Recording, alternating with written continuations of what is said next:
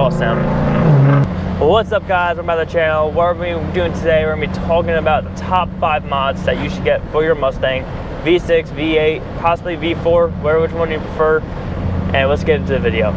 Number 1, starting on the list, we're going to be talking about throttle by spacer. Throttle by spacer is pretty damn cool mod to put on, only because it gives you 1 to 2 miles per gallon per, yeah, 1 to 2 miles per gallon extra, as well as you get a cool whistle sound effect. Now, the idea of this mod, I have an air raid, I'll put a picture right here of which one I got.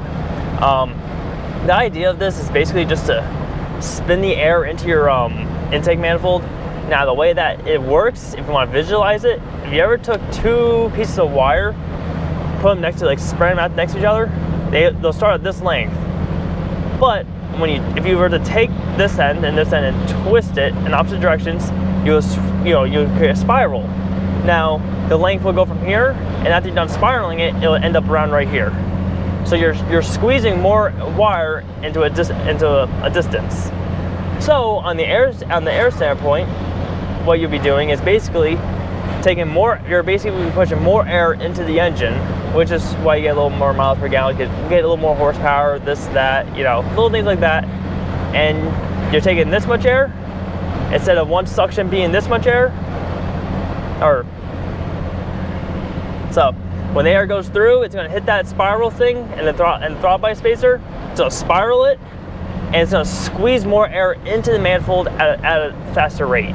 Basically, in the end, it's going to shove more air into the cylinders of the engine. Now, number 2, we're going to jump into an exhaust. Exhaust is a very great way to really get into personalizing your Mustang. I think that's the number 1 thing you should do, probably, honestly, for anything. If you really want to personalize it, there's many different exhausts out there. You can go from a quiet exhaust to a very loud exhaust. V8s, you can go from mild to very loud. Either way you go on a V8, you can't go wrong. On a V6, that's what I got. Honestly, it sounds pretty damn cool. Now I got shorty headers, an X pipe, and axle back. I got Outlaw out back. I got Flowmaster X pipe, or it's a Flowmaster Outlaw. It might be Flowmaster Outlaw. On the axle back, and then I have shorty headers. Now, I think it really gave the car its own tone. People think it's a V8, even though it's a V6, which Ford did very well at designing this engine, and they ended up accidentally giving it a really good tone. To be honest, it's a little raspy if you don't put the headers on, but what are you gonna do? You can't do it. It's 6-cylinder. V8 is very raspy, to be honest. It's a small engine, but we all love the V8, so can't go wrong with V8 sound. 4-cylinders I'm not too sure about, but definitely do recommend getting an exhaust if you do want to really personalize your Mustang, and because there's nothing like hitting gas pedal and hearing your engine rev and just going, as I'm revving into a car right now. I'm like, he's hitting the brake pedals. That'd be exhaust. Now, what would number 3 be? We're gonna go into aesthetics now a little bit real quick.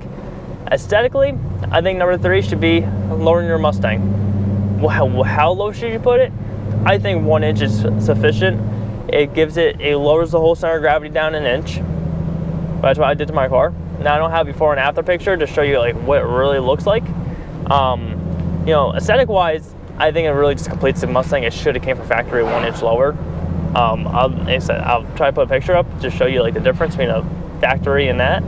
But aesthetically, it looks really stout, really slick, and it really gives it a little bit more character, especially if you have black accents stuck down the wheels and stuff like that. That's what I have, and it really brought it out.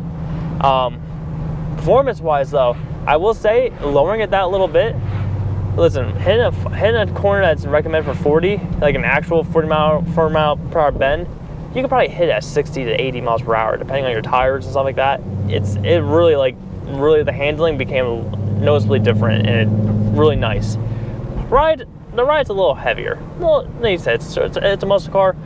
It's a little sports car. You're not looking for a Rolls Royce or Audi drive. You're looking for performance. You're looking for a little fun on the road. So moving on to number 4, guys. We're gonna jump out of aesthetics a little bit and go to a little bit of performance, a 50-50, which will be colder intake. Now, colder intake isn't going to do much for you. no, realistically, it's not going to do too much for you. You know, it's advertisement. They're made to do that. But does it benefit something? Yes, it does.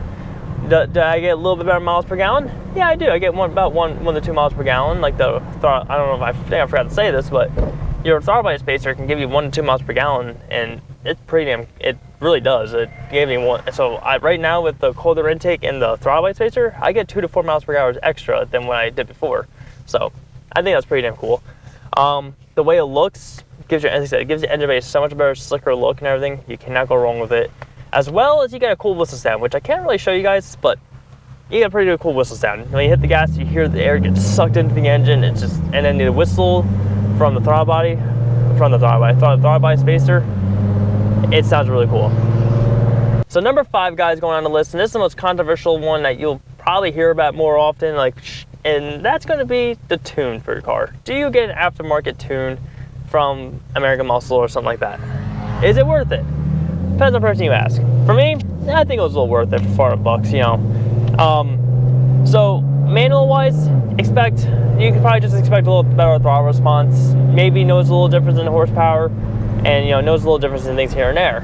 But automatic is where you're gonna notice it the most. So I don't know how much horsepower it really puts in. I don't know if it's just the automatic the way it shifts, but the automatic becomes like a manual. And basically, you have 3 tunes to choose from. You got your lower one, middle one, and your 93 octane one.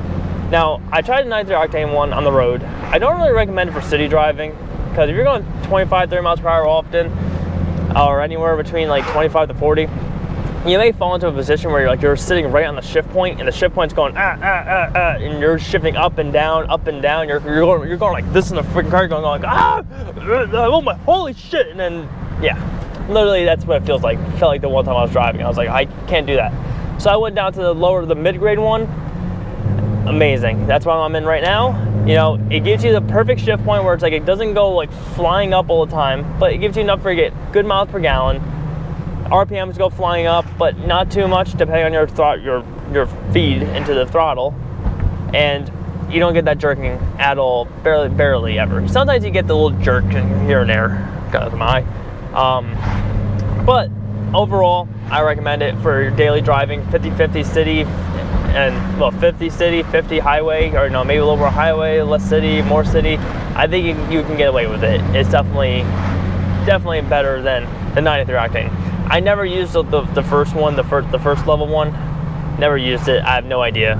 Couldn't even tell you. So definitely not the video if I want to know the difference on that one. But so yeah, so the tune basically all it's gonna do for your automatic is it's gonna give you a little horsepower, probably change timing, and then automatically though, on the automatic standpoint, it's gonna change the way your car behaves, and I think that's pretty damn cool. Manual, like I said, if you want a little better throttle response, a little better this, a little better that, go for it. I'd say it definitely does change. I think even change the tone of the engine a little bit because of the way they change the cams. So they definitely do change a little things to give you that little 40 to 50 horsepower difference, but is it gonna be anything like really noticeable? No. Automatic 100% because they changed the shifting and it goes bonkers. All right, guys. Other than that, we're gonna end the video off there. If you guys think I missed anything needs to be added to the list, maybe took off the list and replaced something else, comment down below what you think. Definitely would love to hear your opinion on it.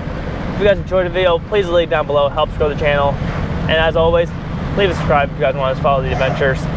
Do what it takes to follow your dreams. Don't let it get in your way. Stay maverick. I'll see you guys in the next one.